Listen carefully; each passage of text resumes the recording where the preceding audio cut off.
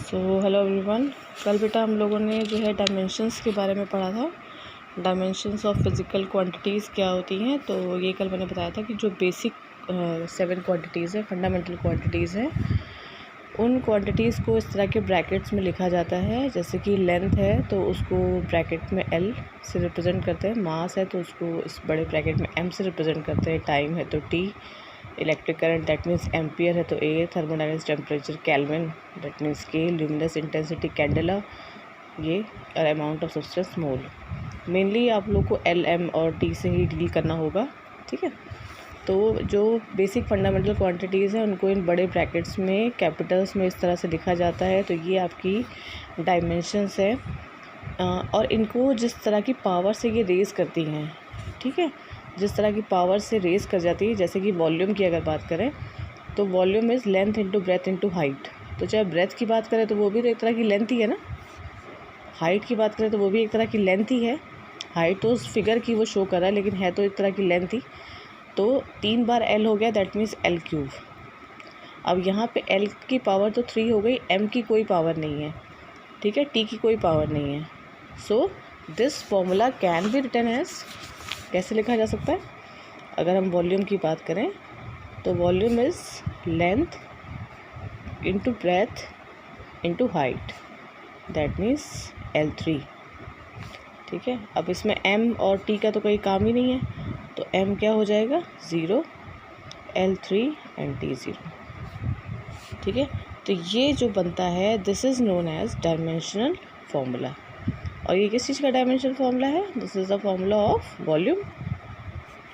So this is the expression of dimensional equation, ठीक है। तो ये हम लोगों ने कल पढ़ा था बेटा, डायमेंशन फार्मूला और डायमेंशनल इक्वेशन। ये देखिए डायमेंशन फार्मूला, जब ये देखिए वॉल्यूम की अब जो मैंने बात बताई, m0 L3 T0, this is the dimension formula of volume. Velocity की बात करें तो velocity is distance upon time या डिस्प्लेसमेंट अपॉन टाइम। तो डिस्प्लेसमेंट एक तरह की लेंथ हो गई और टाइम नीचे है इन्वर्स में, तो ऊपर जाएगा तो टी इन्वर्स, मास का कोई काम नहीं है तो m0। तो इस तरह के जो बनते हैं ये होते हैं डायमेंशनल फॉर्मूले, ठीक है। यहाँ पे देखिए ये एसिलरेशन की बात कर रहे हैं। Acceleration is rate of change of velocity, ठीक है। देखिए एक बार रिवाइज करवा देते हैं आप लोग को, ताकि जो है कोई गलती के चांसेस ना रहे आप लोग के। ये देखिए velocity is distance upon time.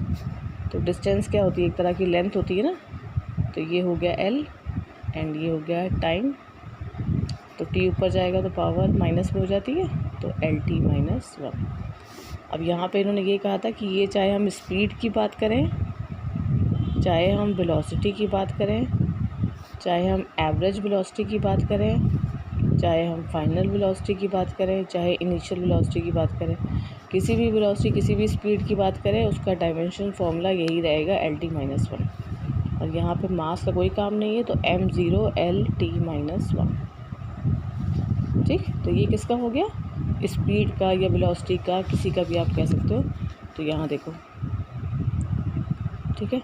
So this is known as dimensional formula. An equation obtained by equating a physical quantity with this dimension formula, यानी कि जिस फिजिकल क्वांटिटी का वो डायमेंशन फार्मूला है उसे इक्वेट करके लिखा जाए तो वो बना देती है डायमेंशनल इक्वेशन। देखिए जिस चीज़ का वो फार्मूला है उसे इक्वेट करके लिख देते हैं तो वो बन जाती है डायमेंशन। जैसे ये देखिए volume is equal to L3 है तो m0 T0 L3, ये dimensional equation of volume. Velocity की बात करें तो LT -1 होता है, m0 डायमेंशनल इक्वेशन। ये फोर्स की बात करें, मास इंटू एसिलरेशन, एसिलरेशन की हो गई LT -2 और मास का हो गया m। देखिए यहाँ पे अब ज़ीरो नहीं है क्योंकि फोर्स के फॉर्मूले में मास आता है तो m की पावर 1 होती है। Rho is density is mass upon volume, तो मास का m हो गया, वॉल्यूम नीचे था, L3 ऊपर आके L -3 हो गया, टी का कोई काम नहीं था तो T 0 हो गया। तो जब जिस फिज़िकल क्वांटिटी का फॉर्मूला होता है उसको इक्वेशन इज़ इक्वल टू के फॉर्म में इधर लिख देते हैं तो वो बना देता है डायमेंशनल इक्वेशन, ठीक है। अब इतना कर हम लोग देख चुके हैं। अब आगे जो नेक्स्ट है dimensional analysis and its application.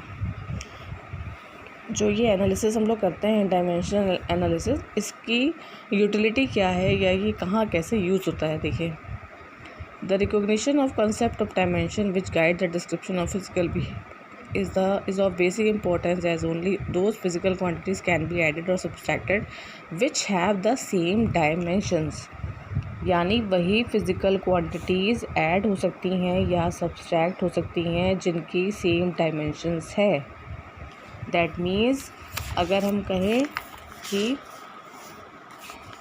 हम लेंथ में एक्सीलरेशन को जोड़ दें, सो दिस इज़ नॉट पॉसिबल।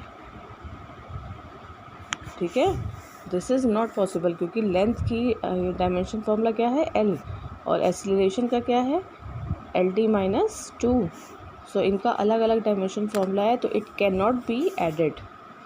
ठीक है, तो इसी ग्राउंड पे हम चेक करेंगे आगे कि जो इक्वेशंस लिखी जाती हैं प्लस और माइनस में वो कैसे लिख पाते हैं।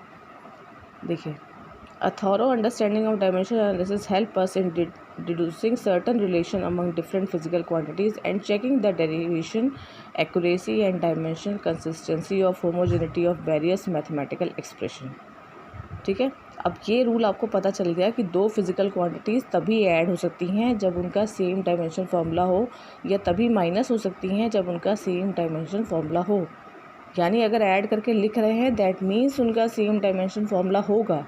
तो अब इस रूल की हेल्प से हम सारी इक्वेशंस को चेक कर सकते हैं कि ये बात सही है कि नहीं है। अब जैसे देखिए, हाँ देखिए ये इक्वेशन, इस इक्वेशन को पहचान रहे हैं, ये इक्वेशन ऑफ मोशन है, x = x0 + v0 t + ½ at²। अब इसमें देखिए कई सारी क्वांटिटीज़ प्लस प्लस प्लस में लिखी गई हैं। तो इसका मतलब ये क्या कह रहे हैं कि क्वांटिटीज़ तभी ऐड हो सकती है जब उनका सेम डायमेंशनल फॉर्मूला हो। इसका मतलब कि इस एक्सप्रेशन का, इस एक्सप्रेशन का, इस एक्सप्रेशन का और इस एक्सप्रेशन का सबका डायमेंशनल फॉर्मूला सेम होगा, तभी ऐड हो पाई। तो चलिए चेक करते हैं कि सेम डायमेंशन फॉर्मूला है कि नहीं। So we have the equation x = x0 v0 t + ½ at²। पहले समझ ले क्या क्या है। x जो है आपकी इनिशियल पोजीशन है, फाइनल पोजीशन है किसी ऑब्जेक्ट की, ये इनिशियल पोजीशन है, ये वेलोसिटी है, टाइम है, ये एक्सीलरेशन है, टाइम है। तो ये एक तरह की डिस्टेंस हो गई, तो इसका डायमेंशन फॉर्मूला क्या होगा, L। ये भी ऑब्जेक्ट की पोजीशन है, position that means length wise he position होगी, तो ये भी T हो गया, L हो गया, सॉरी। वेलोसिटी है, velocity is distance upon time multiplied by time. ठीक है, नंबर से हमें कोई मतलब नहीं होता, हमने आपको कल ही बताया था, क्वांटिटी से हमें कोई लेना देना नहीं है, तो हाफ लिखे चाहे ना लिखे कोई फ़र्क पड़ेगा नहीं। Acceleration is velocity upon time. ठीक है, और साथ में ये है t²। अभी यहाँ पे वेलोसिटी और टाइम लिखते हैं। ठीक है, तो ये तो L हो गया, ठीक है, ये L हो गया, ठीक है, ये T कैंसिल आउट हो गए, सेकेंड टर्म भी L हो गया, okay. Velocity is distance upon time, है ना, तो डिस्टेंस हो गई L, एक TA और ऊपर तो t² है ही। ठीक है, एक्सीलरेशन में वेलोसिटी अपॉन टाइम लिखा था तो एक टाइम नीचे पहले आया था, फिर वेलोसिटी में डिस्टेंस अपॉन टाइम करेंगे तो 2 टाइम हो जाएंगे ना। ठीक है, और डिस्टेंस का मतलब तो L की बात कर ही रहे हैं, तो ये भी दोनों t² से कैंसिल हो गए। यानी ये इक्वेशन देखिए, इसमें सारे टर्म्स के डायमेंशन फॉर्मूले क्या हैं, सबके पास सिंगल L ही है। That's why it can be added. यानी ये इक्वेशन एडेड के फॉर्म में जो लिखी गई है सही लिखी गई है, क्योंकि इन सब को डायमेंशन फॉर्मूले, इन सब के डायमेंशन फॉर्मूले L ही आ रहे हैं। ठीक है, तो ये जो रूल इन्होंने कहा था यहाँ पे कि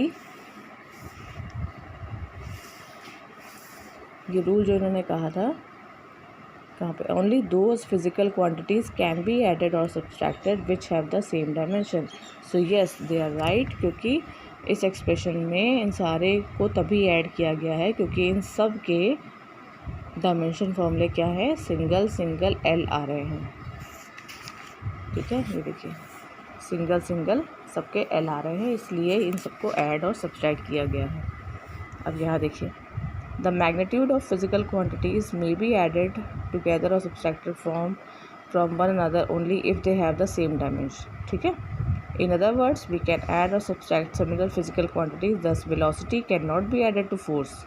अब बात समझ में आई, वेलोसिटी को हम फोर्स में नहीं ऐड कर सकते, क्योंकि वेलोसिटी की, अब तो याद हो गई होगी, वेलोसिटी का डायमेंशन फॉर्मूला क्या होता है, कौन बोल के दिखा रहा है, LT-1, ठीक है। फोर्स का क्या होता है, ML-T-2। ये थोड़े टाइम में याद हो जाएंगे आपको, ठीक है।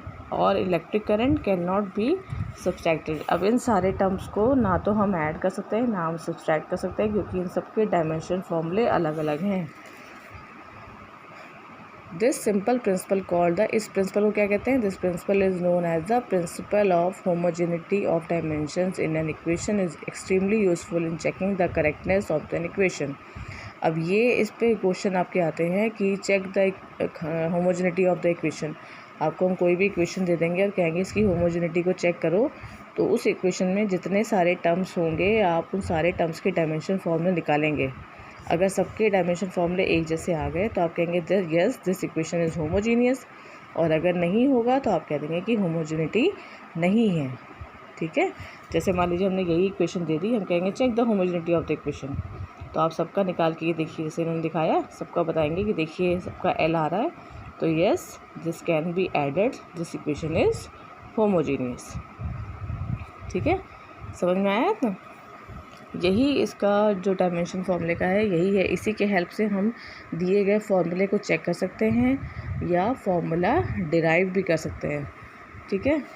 पहले आज इतना ही देखिए। अब जैसे यहाँ पे एग्जांपल देखिए, अब यहाँ पे हाफ mv² और mgh। हाफ mv² क्या है, काइनेटिक एनर्जी है, mgh क्या है, पोटेंशियल एनर्जी है, ठीक है। तो हमें इस इक्वेशन की होमोजेनिटी चेक करनी थी, तो हाफ से कोई मतलब नहीं है, मास का मतलब मास वेलोसिटी का स्क्वायर है। वेलोसिटी की क्या होती है, LT-1, LT-1 का स्क्वायर। इधर देखिए मास का मास, g क्या है आपका, एक्सीलरेशन, ठीक है। एक्सीलरेशन की क्या होती है, LT-2, और h क्या है, h भी एक तरह की डिस्टेंस है, यानी एक और l, तो L2T-2। देखिए यहाँ पर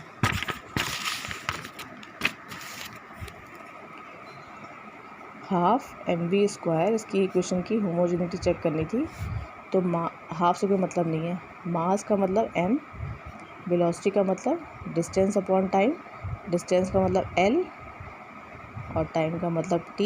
ये वेलोसिटी का हो गया और इसका स्क्वायर है,